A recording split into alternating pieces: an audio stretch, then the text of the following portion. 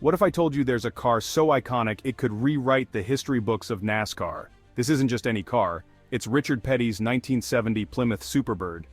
On January 18, 2025 at Mecum Kissimmee, this alpine white beauty with a black vinyl roof is hitting the auction block. Why is this so special?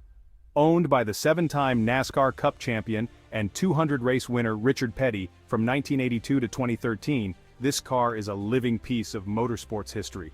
After a meticulous restoration in 2014, this Superbird retains its original 440 Super Commando 5.8 engine, delivering an impressive 375 horsepower.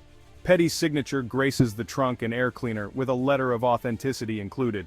It's more than just a car, it's a collector's dream.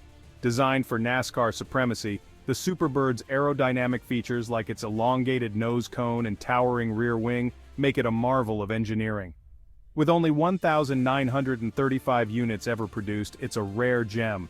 So gear up, car enthusiasts. Don't miss your chance to own a slice of American racing excellence. Richard Petty's 1970 Plymouth Superbird, where history meets horsepower.